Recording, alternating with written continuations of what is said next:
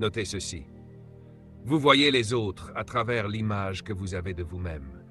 Si votre image est fausse, vous devenez dangereux pour moi. J'aime ce que Jésus a dit. Il a affirmé que le plus grand commandement, c'est d'aimer Dieu, de s'aimer soi-même et d'aimer son prochain comme soi-même. Cela signifie que votre prochain est en danger si vous vous haïssez. Dans l'hébreu original, il est écrit « Aime le Seigneur ton Dieu de tout ce que tu es et de tout ce que tu as, et aime-toi toi-même, puis aime ton prochain dans la même mesure que tu t'aimes. » Ça veut dire qu'il est plus important pour toi. Il est plus important pour toi de t'aimer que de m'aimer. Si tu veux vraiment savoir si quelqu'un t'aime, ne lui demande pas « Est-ce que tu m'aimes ?» Tu poses la mauvaise question. La vraie question est « Est-ce que tu t'aimes ?» C'est pourquoi tant de mariages échouent. Les gens se détestent eux-mêmes et pensent que se marier va régler ça. Mais le mariage ne fait qu'exposer la haine de soi. J'ai écrit un livret intitulé « Le but et la puissance de l'amour et du mariage ». Lisez-le, il est profond. Notez ceci. Vous ne pouvez aimer personne au-delà de l'amour que vous avez pour vous-même. C'est pourquoi la première chose que font les leaders, c'est de découvrir leurs valeurs personnelles. Ils tombent amoureux d'eux-mêmes, car Dieu leur révèle combien ils sont précieux. C'est pour ça qu'ils peuvent vous aimer. Voici une vérité sur le vrai leadership.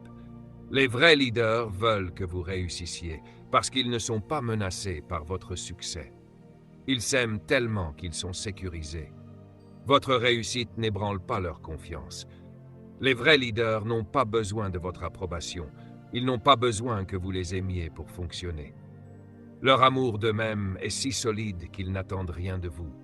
C'est pour cela qu'ils peuvent tout vous donner. Vous devez tomber amoureux de vous-même. Et la seule manière d'y parvenir, c'est que Dieu vous donne personnellement une révélation de qui vous êtes. Voilà pourquoi le plus grand commandement est d'aimer Dieu de tout votre cœur, de toute votre âme, de toute votre force et de tout ce que vous possédez. Parce qu'en faisant cela, vous découvrez qui il est.